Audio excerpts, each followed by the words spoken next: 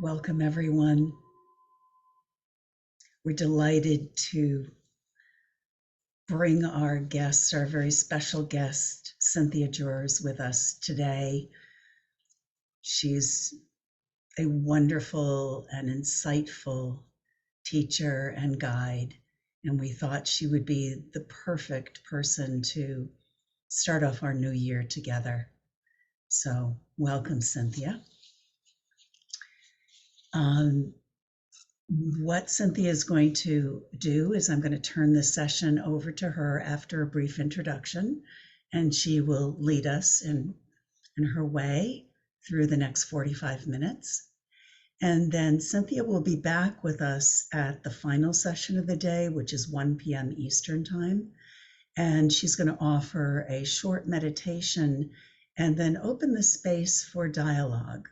So feel free to come with any sharings or any questions for Cynthia, as will be a very engaged part of our day. So for those of you who don't know Cynthia, I'm just going to give her bio a little bit.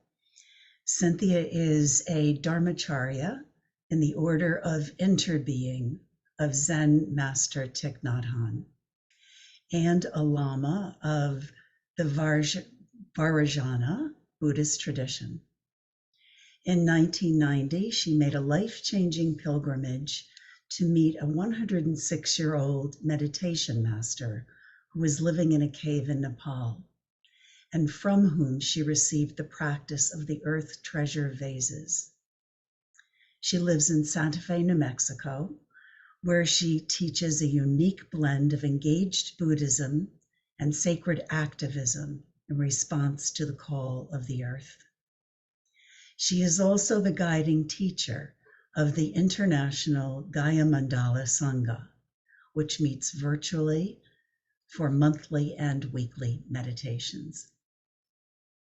Her nonprofit, Alliance for the Earth, conducts pilgrimages around the world in partnership with Indigenous elders and young activists dedicated to planetary healing and collective awakening through the Earth Treasure Vase Global Healing Project.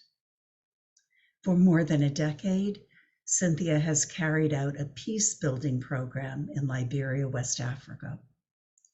She directed the film Turning Prayer into Action, and her book, Summoned by the Earth, Becoming a Holy Vessel for Healing Our World, is forthcoming from the Tibet House in the US. Her website is gayamandala.net, and we will be sharing all of her information in our email that comes after this program. So welcome, Cynthia, and thank you so much for being here and bringing forward our New Year's together. Thank you so much, Joanna. Wonderful to see all of you, some of whom I have seen quite a few times now before, and some of whom I have not. And it's always good to be with you. I appreciate what you're doing here and just the simplicity of how you do it. It's really good medicine. So happy New Year. It feels like the New Year is already off to a pretty big start in my life anyway. It was nice and quiet for the first few days, and then it just started to gain momentum, and I feel like this year is going to be quite something.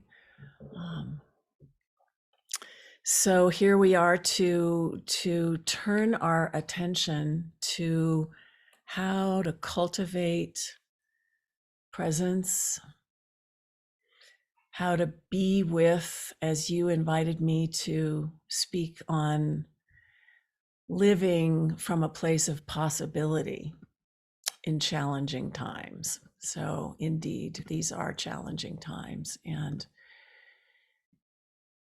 so, as Thich Nhat Hanh would say, let us begin anew with this new year. Let us begin anew and really take this I mean, you all have given yourselves this better part of this day. I remember Thich Nhat Hanh, he used to invite us, members of his order of interbeing, to take at least one day a week to stop and to allow everything, all that busyness to settle down and to refresh ourselves so that then we can go on in a way that is helpful.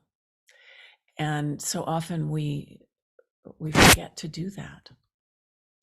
We don't take care of ourselves in this kind of way.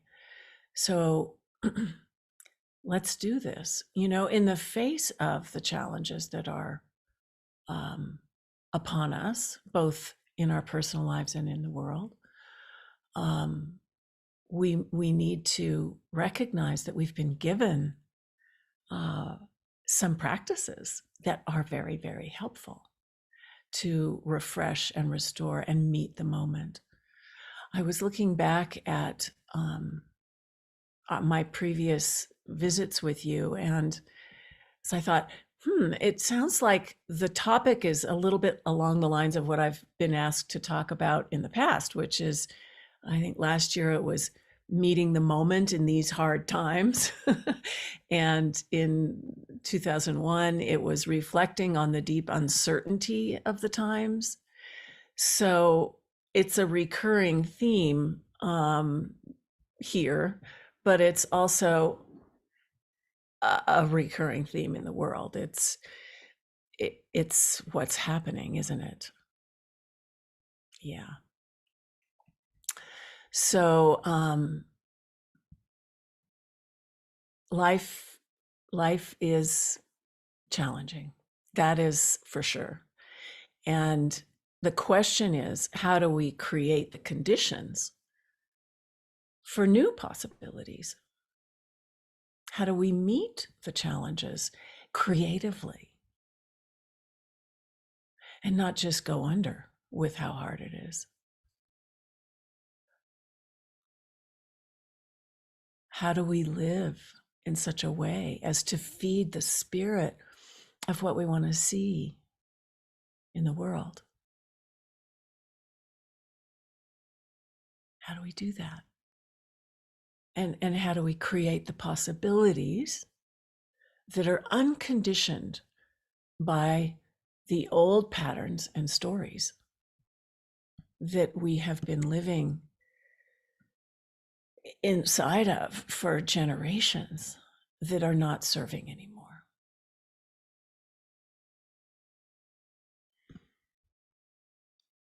It's really clear, I think, to all of us that those old ways aren't working, and in fact are creating a lot of destruction in the world. So we need to open to new possibilities.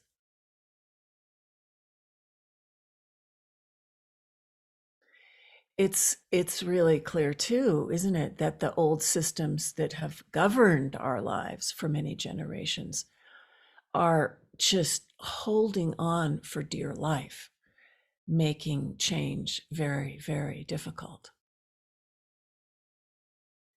And it's like that within ourselves too, of course.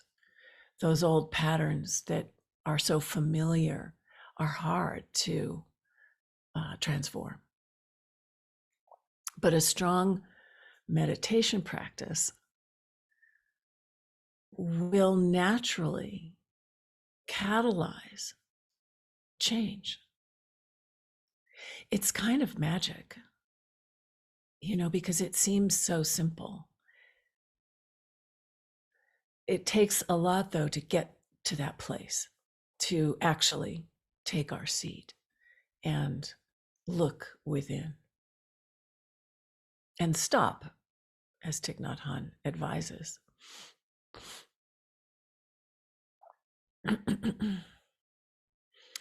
A meditation practice naturally brings to the surface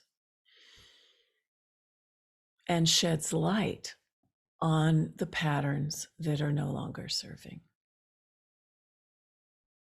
We see them for what they are. Sometimes it takes a little while because, first of all, we have to just settle ourselves down. You know, we're going in 10 directions. There's all this chatter, all this input. So the first step is stopping, but then as we settle, we start to see what's there. We start to see what's under the surface. And usually we take up a meditation practice because we know we need to change. We're up against sort of that dead end. Like isn't there more? Isn't there something else? Can't I be operating in a different way? We're ready to change. So we look to find a different path. I'm sure I'm not saying anything any of you haven't already heard or thought about, but we're beginning anew. We're kind of going back to the basics here at the beginning of this new year.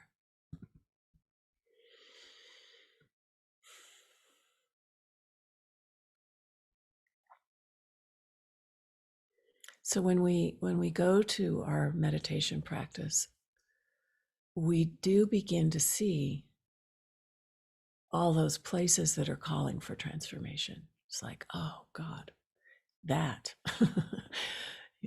that's been with me for a long time and I don't need it anymore. The places where we have suffered over and over again, because this is samsara, going around and around and around, and we just keep repeating the same old mistakes. So the teachings of the Buddha inform us that we can practice in a way that can take us to the origin of our suffering.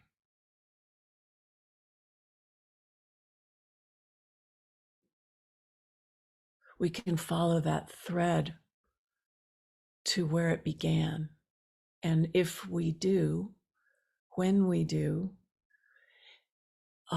we are free of that pattern. But it does take courage, because these are deeply embedded patterns that are sometimes painful to look at directly. And it's not enough just to look at it and go, oh yeah, that, I see that. Oh, now I'm free. No. We have to be willing to experience it, and experience it completely in order to cross over to the other shore, which is the shore of liberation. So we have to feel it. A lot of times our meditation practice sort of disembodies us or takes us into our heads. And the important thing here is to feel it. Feel what's happening in the world. Feel what's happening in our lives. Feel our own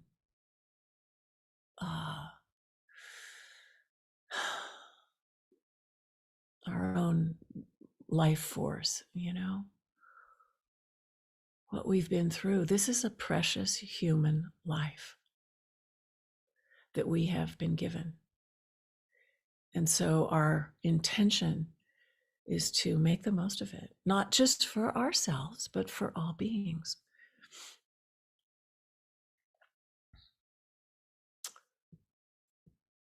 Checking in, are you with me? Okay, good. Because we're in this together. We are in the process of making an evolutionary change in how we live. and how we operate and how we go forward in the world, because we recognize more and more that we're all in this together.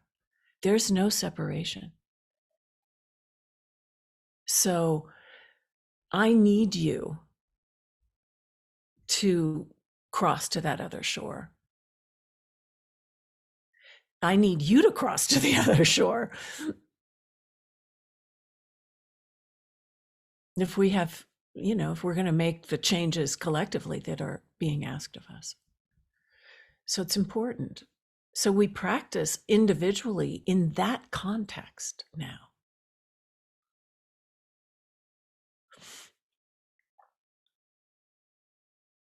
The world, the challenges of the world are affecting our personal lives. Our personal lives have always been challenging because we're human and we have all these issues. But our personal lives are even more demanding and challenging because of how crazy the world is now, how small it's become, how scary it is when we really look directly at what's happening. Our challenges are growing in immensity, and they're more global in nature. So it's like there's hardly any direction we can look and not see suffering, not see hardship. It's heartbreaking and overwhelming, and it feels like there's nowhere to go where we can be safe and find peace. It's very discouraging that way. And that feeling of discouragement and heartbreak, it just compounds everything, which makes our lives even harder. When we feel we don't have a refuge, we don't have a safe place, and we are also in that place feeling alone and lost. Like, whoa, what do we do? Where do we go? How do we survive?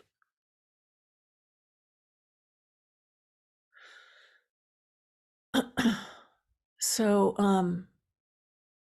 the good news is that the challenges of these times are giving us the chance to face crisis as opportunity, as the old saying goes.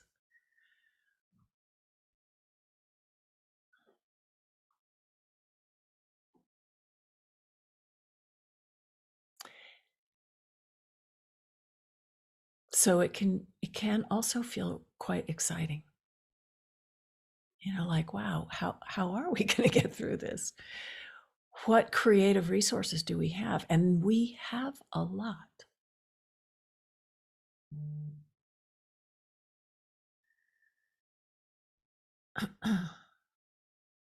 But we don't really have access to them if we're all caught up in our old stories. Then we're just feeding the spirit of that old story and not the new one. But if we're willing to face into our own lives and in the lives of the world directly, which is one of the things that meditation can do for us, open that possibility, we can get really strong. When, I don't know about you, but when I go to meditate, oftentimes it feels like, I'm actually facing a little death because I'm up against those parts of myself where change is needed, and something has to die. That old part has to die. And there's that letting go. There's that letting go into the open awareness itself, where anything is possible. But only if I'm willing to let go of all the self-importance, all the self-referencing, all the attachment. And so, but that process builds a lot of strength that is very, very helpful in the face of whatever challenges arise. Because to be creative and to respond effectively, we have to be open, and not full of some big idea about, what I can do to make it all better. We want to be in the moment. And being in the moment does require letting go of our attachments.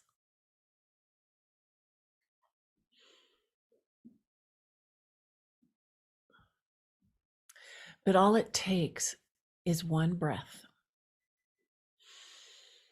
to come back to the present moment, to come back to our true self, to come back to what's really happening.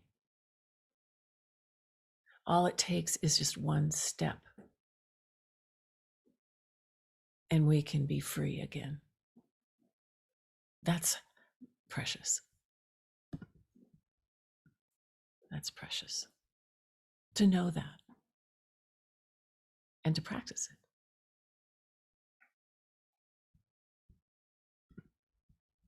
Over and over and over again.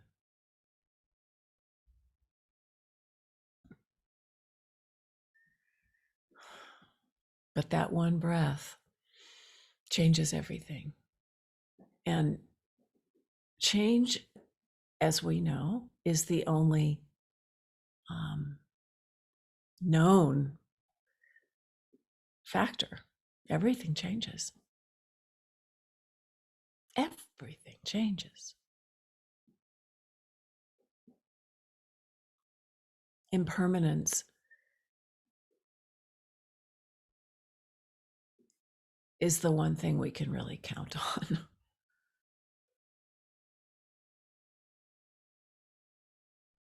Thich Nhat Hanh would say, impermanence greets me in beauty. He has these little gathas, mindfulness poems, that he has written. And there was one that came in connection to the compost. Seeing how the compost creates the rose. And that impermanence greets me in beauty. So we can relax in the awareness that change is inevitable. Nothing stays the same. And we can trust that it will come. So that becomes, in a sense, a kind of refuge. And knowing this, reminding ourselves about impermanence,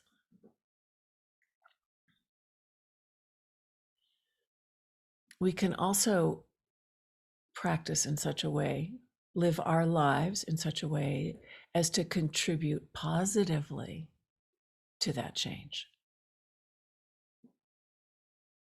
instead of negatively.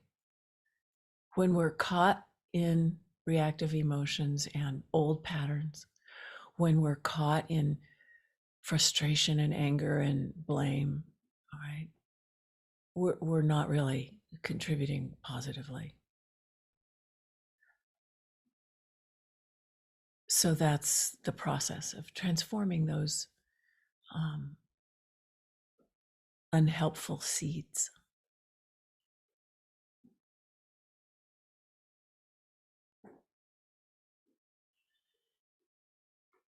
Watering the good seeds, the seeds that are part of our bodhicitta, that wish to be of benefit.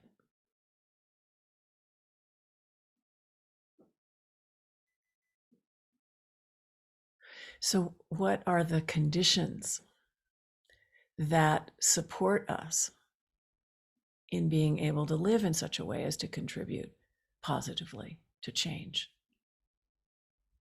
in our own lives and in the world?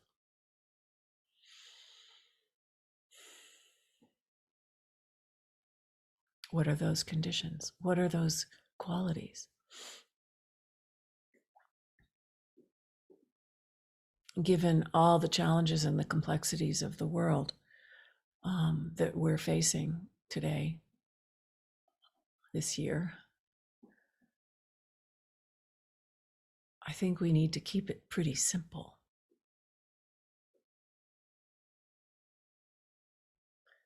So we don't lose the way. We're going to have to stay with it. So let's keep it simple. Stay steady in the face of the big change. Staying steady. Find our stability, our grounding. Simple, steady, stable. Stable in body, speech, and mind. Body, speech, and mind.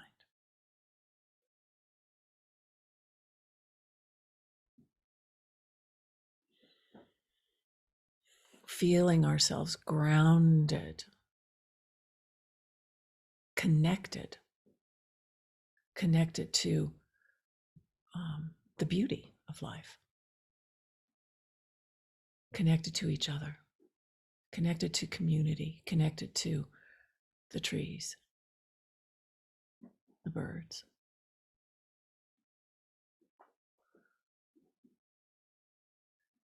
So, a couple of things about how to stay connected.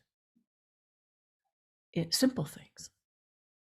Resting awareness on the breath. The breath is always with us. It's a through line our whole life. And when we make it a conscious,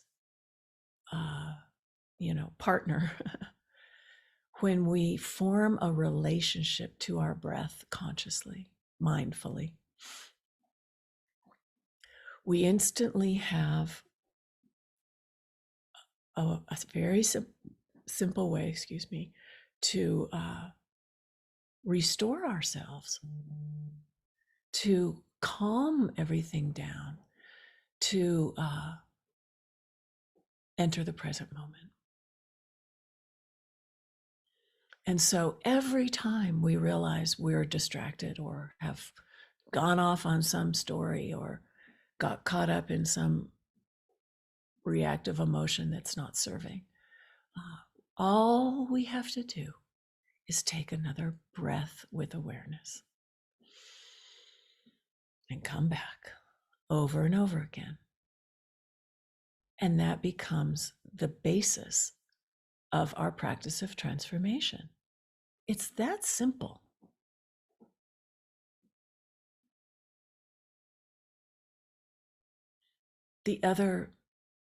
One of the other two things, there's three of them I'm going to share. The breath is the first one. The heart. The feeling of being centered in our heart, not our head. The Tibetans call this the mind. This is the seat, really, of the mind, of the awareness. And so dropping, and you can do this with your breath, dropping down into the heart and really feeling, living from a place of feeling from here is a way of connecting, isn't it? When we're up in our heads, we're separate. But when we're in our hearts, we can feel connected. We can suffer with, the compassion is born. for ourselves and for each other and for the world. And it's from there that our actions will truly be of benefit. When we think we know what to do, we sometimes make more of a mess of it. And when we are living from our hearts, we know in a different way. And it's natural. I always say I feel as if compassion is the greatest gift of being a human being.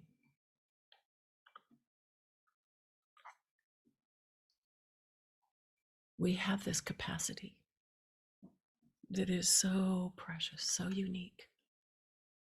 It makes me cry. So that's one of the spirits that we want to feed in our lives so that it can ripple out and make a difference. And there's nothing really we need to do except feed that spirit, and it naturally goes out and makes a difference in the world effortlessly.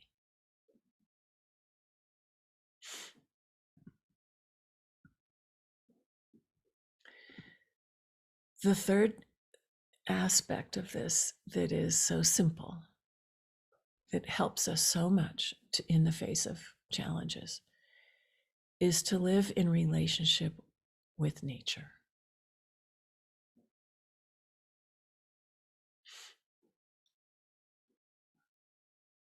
Because when we connect with nature, when we allow ourselves to return to the natural world, we return to our own nature as well, our own true nature, our own true self. So much of our lives can unfold with ease when we do that, when we experience ourselves as part of the web of life, as part of the interconnected web, this a relationship of interbeing that Thich Nhat Hanh talks about.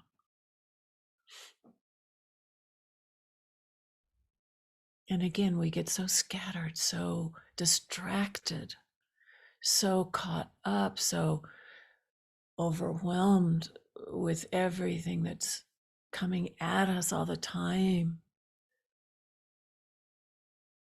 It's so important to come back, to remember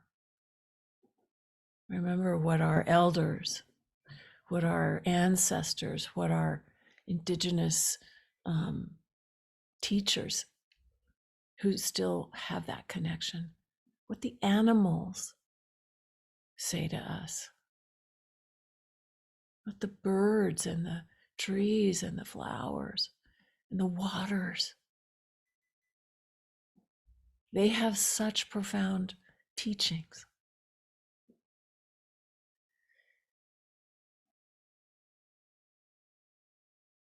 And we can access those teachings ourselves whenever we put ourselves in that context, see ourselves, experience ourselves in this way. Even if we live in the midst of the city, there's ways we can make that connection. Maybe it's just looking out the window at the blue sky or feeling the wind on our face as we walk down the sidewalk.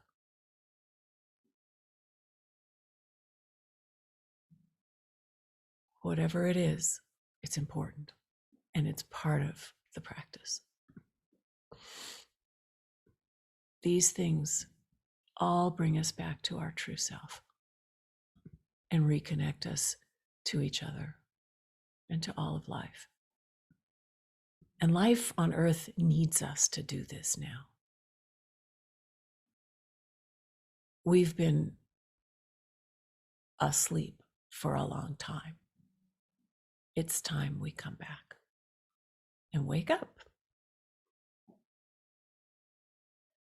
And I'm speaking now collectively, but each of us individually has a role.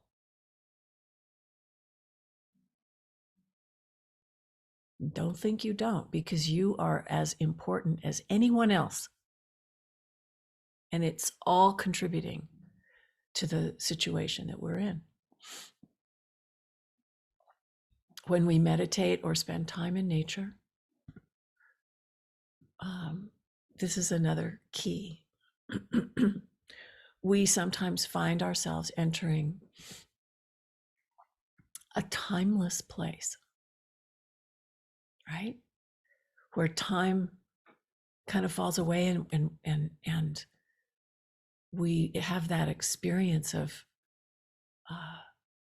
timelessness, a quality that is unconditioned by ordinary reality.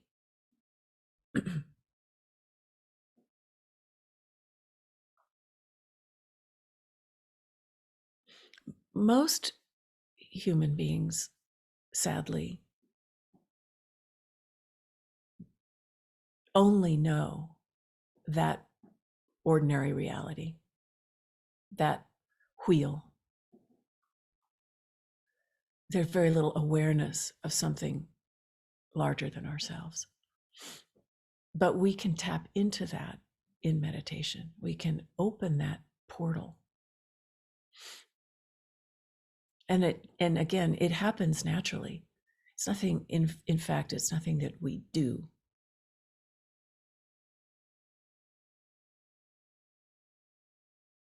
But that place that is unconditioned is where we reconnect with our relaxation and ease,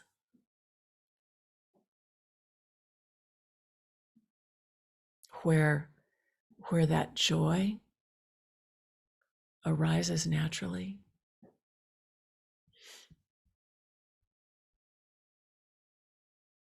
and where we can see things a lot more clearly.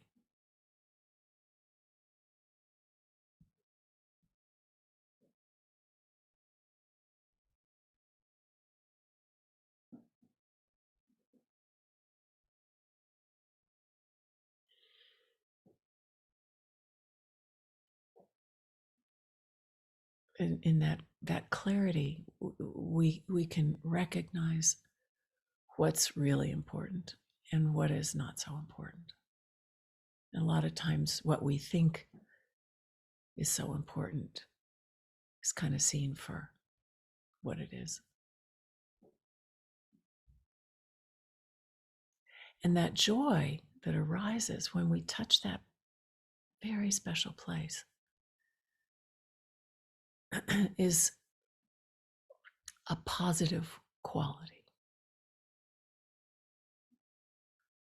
that we can consciously cultivate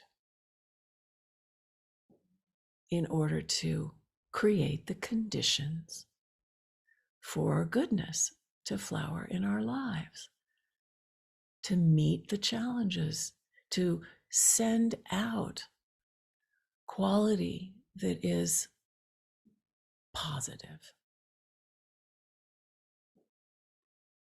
Gratitude, joy, love.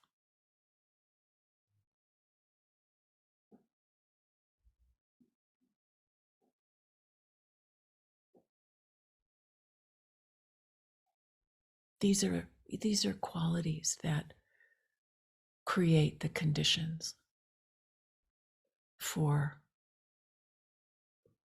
wonderful things to flower in our lives.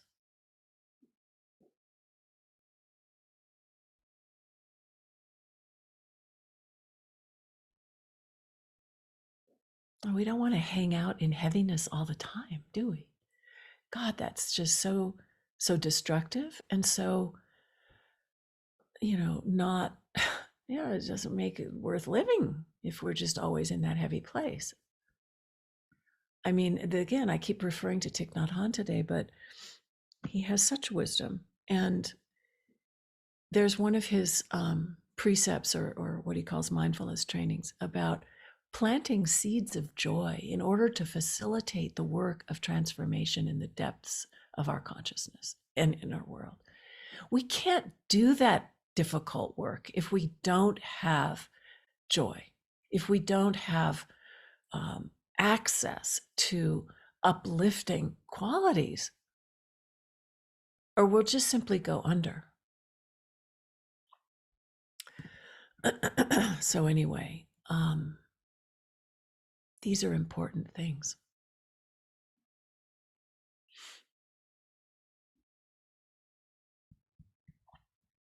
Creating the conditions to enter the timeless present, or presence, as the case may be, is a way to open up that portal, to see the crack in everything.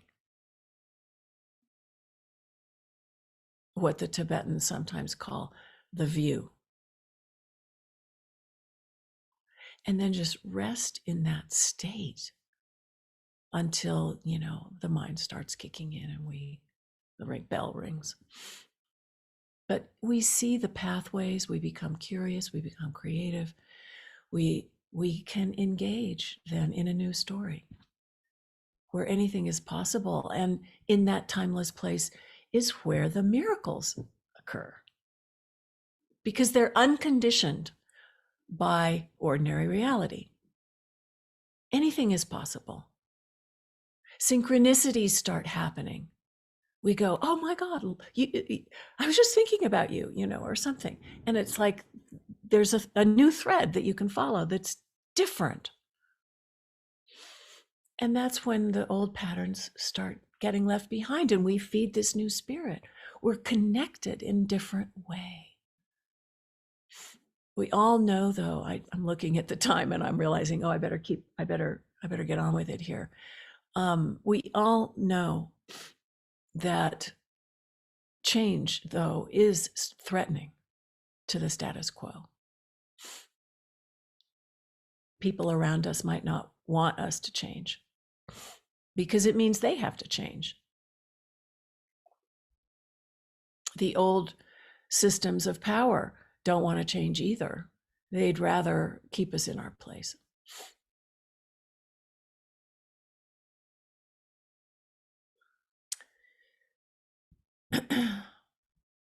But when we practice in this way, when we practice in general, anyway, whatever is in the way of and preventing that transformation and awakening will come into the spotlight. Because we have this intention to wake up, to see clearly. And the light is, after all, the substance of the spiritual path.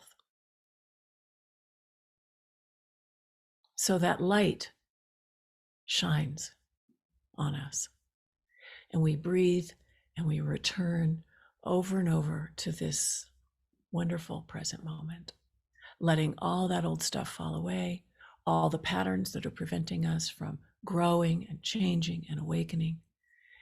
And we hold those in our hearts, feeling the energy of all those reactive emotions or patterns, traumas. And we slowly follow the threads all the way back to the beginning of that pattern, to its origin, being willing to experience it fully so that it can release and we can be free. And we do this not just for ourselves, but for all beings and all life. And we know that as we do it, as I do it, it's having an effect on everything. It's contributing because we are connected. There's no separation. And when it gets hard, we make sure that we have others around us to support us on this path of liberation, who are also doing the work of transformation and healing. And we call on a reliable source of refuge to help us. For me, that's the earth. That's Mother Nature. She shows me the way. I touch the ground, I breathe the fragrance of the rose, and I'm instantly reborn. And all my worries and concerns relax in the embrace of Mother Earth.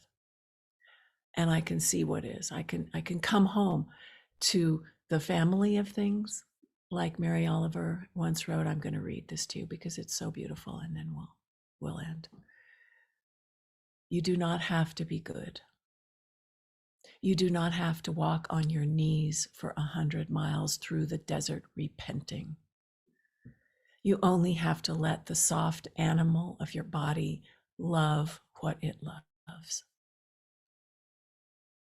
Tell me about despair, yours, and I will tell you mine. Meanwhile, the world goes on. Meanwhile, the sun and the clear pebbles of the rain are moving across the landscapes, over the prairies and the deep trees, the mountains and the rivers. Meanwhile, the wild geese, high in the clean blue air, are heading home again. Whoever you are, no matter how lonely, the world offers itself to your imagination. It calls to you like the wild geese, harsh and exciting. Over and over, announcing your place in the family of things.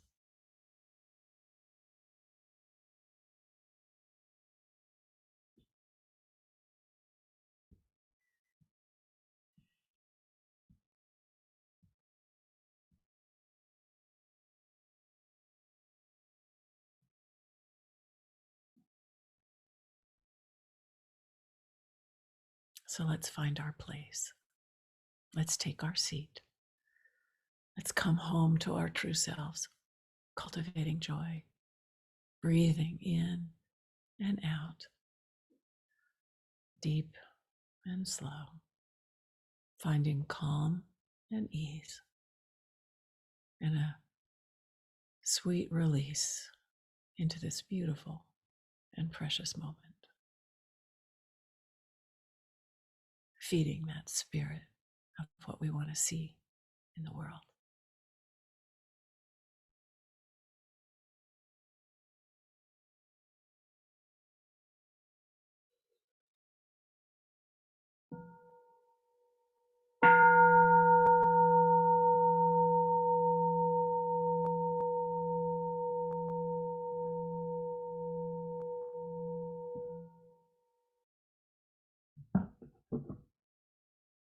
Thank you.